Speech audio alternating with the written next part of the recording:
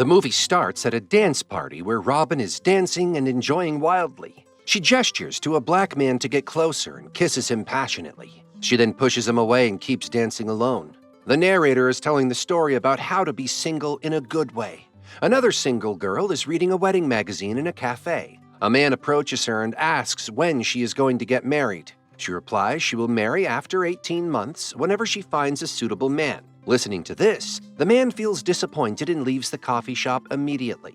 A doctor named Meg, who is also single, has passed out in one of the hospital rooms. A coworker wakes her up and tells her she needs to be in exam room number 3. Later, Robin gets into the taxi. The driver asks where her home is. Who is the movie's main character and narrator? She is coming out of her room with some stuff and a towel. While coming out, her towel drops, making her embarrassed. Immediately, a boy named Josh rushes towards her and covers her body with her towel. They fall in love at first sight and develop a loving relationship that lasts for 4 years. After 4 years, Josh and Alice are seen living together. Alice now wants to have a breakup with Josh to experience how it feels to be single in life. Josh tries to persuade her not to leave, but she has now decided to move to New York to start a new life. Lucy finds herself in her brand new flat, desperately attempting to connect to the internet. She discovers a network, with the source being Tom's bar. Robin wakes up groggy and disoriented after a wild night, only to find a stranger cooking breakfast in the kitchen.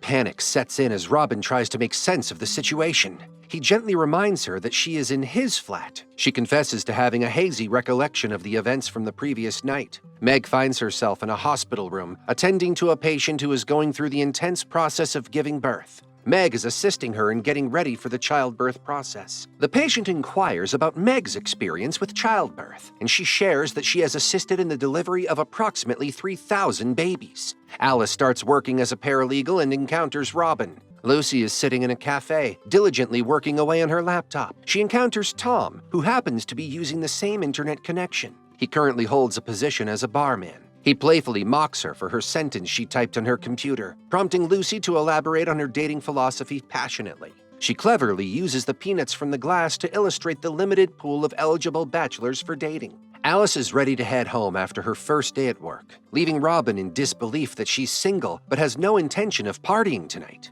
Alice attempts to clarify her relationship status, asserting that she is not currently single but taking a break.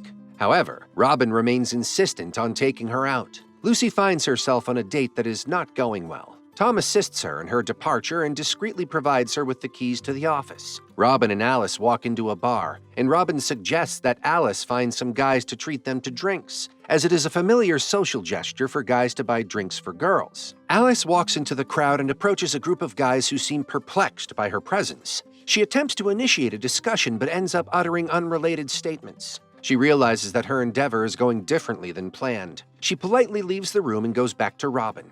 Following the unsuccessful date, Tom clarifies to Lucy that many individuals selectively listen to what they desire. He provides her with an illustration and initiates a conversation with a young woman. He explains to her that he would like to see other people to avoid causing her any pain. The girl appears delighted and kisses him.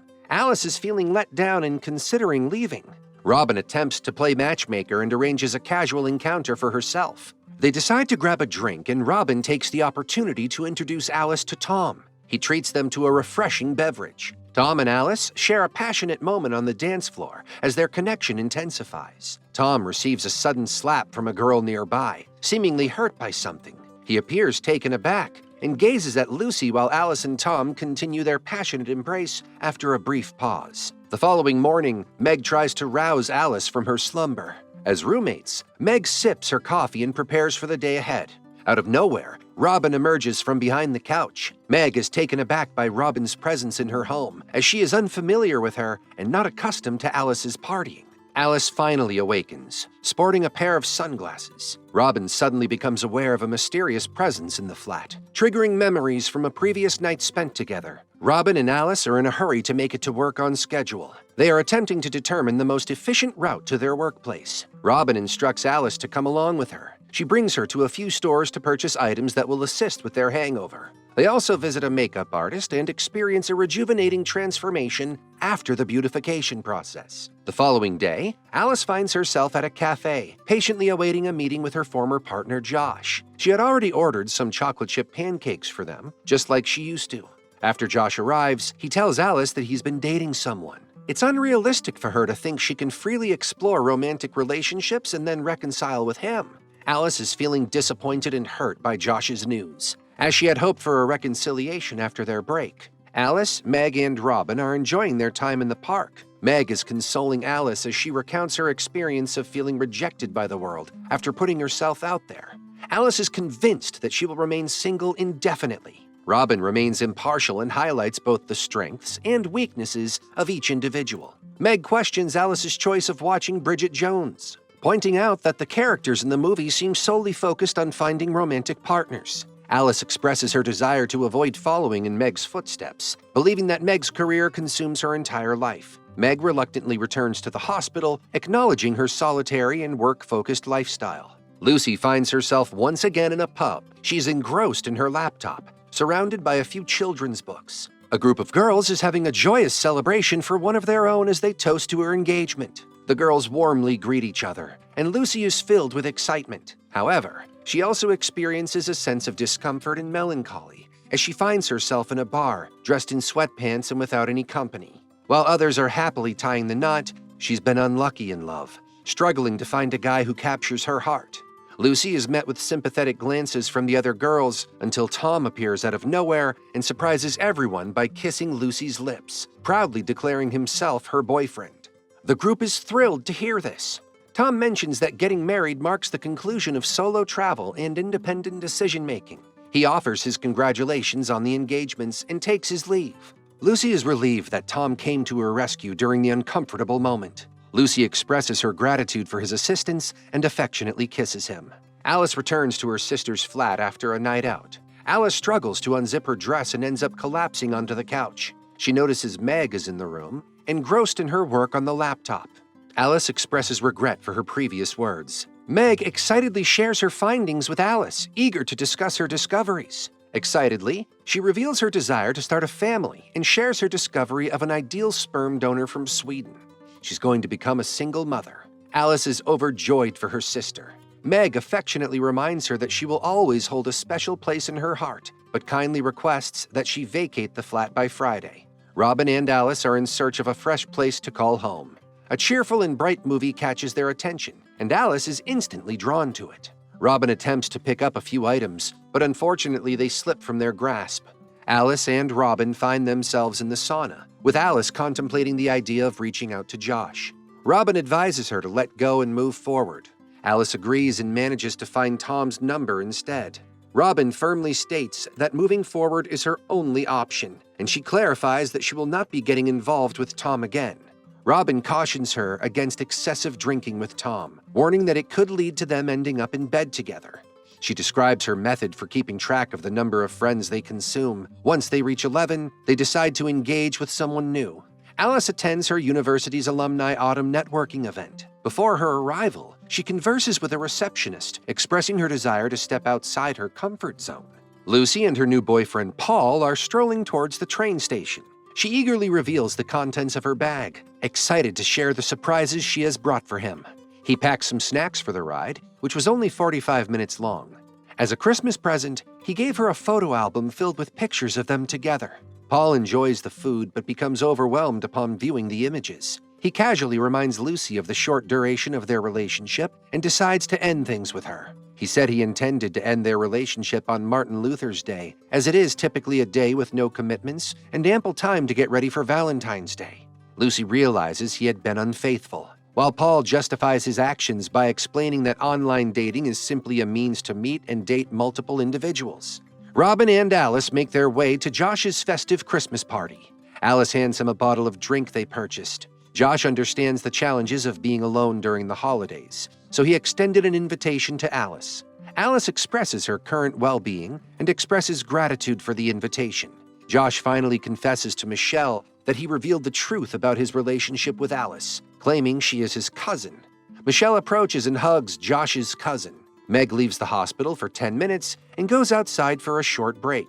Ken, the guy she met at Alice's work, unexpectedly shows up and offers her some coffee he got for her. She tries it and realizes it has bourbon inside. Meg spits it out and explains she has to deliver a baby later so she can't drink. They continue walking and talking about Christmas trees. Meg explains that she can't get one, as she is never home and would probably let the tree dry up. She also says whatever happens between her and Ken isn't real and can't continue. She says she had a great time, but he should find someone his age with more free time. Alice is at David's apartment 3 months later, playing with his daughter. David sees Alice and his daughter singing together. This scene upsets David, and he tells Alice she is not his daughter's mother. Alice apologizes and explains that she accidentally found out his wife had passed away. David stops the conversation by saying that he is not ready for this. Alice is upset by another romantic failure and sleeps at her sister's home. Meg is glad to see her, and Alice reminds Meg to tell Ken about her pregnancy. Meg jokingly calls Alice her monkey, and they fell asleep. It's St. Patrick's Day and everyone in Tom's bar is wearing green. Lucy is there with her new boyfriend from the bookstore, George. She shows Tom her green outfit that she picked out for the holiday. Alice and Robin go to self-defense and cooking classes to learn new skills. Alice is at her favorite pancake place when she runs into Josh, who is there with his parents. The parents tell Alice she is better than Josh's girlfriend before walking inside the cafe. Alice also learns Josh got into business school. They are both happy to see each other. Ken accidentally sees Meg shopping for baby stuff, and he realizes she is pregnant. He confronts her about it, and she admits that she has been avoiding him because of it. Meg explains that she was in a pregnancy clinic and got pregnant via a donor. Meg thought he might be upset by the news, but Ken says she has every right to do whatever she wants with her body. He adds that he would be willing to help and be a stay-at-home dad. Meg freaks out and explains she is afraid everything might fall apart when she loses control of her life, and Ken comforts her. David is tucking his daughter into bed. She asks for the same song he was singing with Alice, but David says they will sing it another day. Alice gets a text from Josh, who says his parents miss her. She soon receives another text from Tom, who asks her to come for a few drinks. Alice and Tom hang out and talk about the people they like. Tom tells her he likes Lucy, but she now sees someone else. Alice talks about Josh and how they could have had a child by now. When Alice remembers Robin's drink rule, she realizes he's drunk 11 bottles of beer, and they end up sleeping together. Later, Tom deletes the numbers of all the girls he knows off his phone. It's Alice's birthday and she is having a party on the roof. Robin, Meg, and random guests are having fun and dancing. Alice is glad there are no guys she likes tonight, but she then spots David, Josh, and Tom. Robin tells her she invited them because she thought it might be fun. Alice is trying to hide from all three of them. At one point, David, Josh, and Tom run into each other, and Alice freaks out. Lucy approaches Tom to inform him that she is engaged, and he pretends to be happy for her, but he admits she should be with him instead. Lucy immediately agrees and says she is already thinking about their future kids. Tom gets scared and tells her they shouldn't rush, and Lucy says she was joking with him. She doesn't want to be with him. Lucy's fiancé approaches Tom and jokingly tells him not to mess with his girl because he put a ring on her finger. As Alice and David talk, Alice interrupts him because he made it so clear earlier that he doesn't want to be with her. David tells her he only came to apologize and leaves feeling disappointed.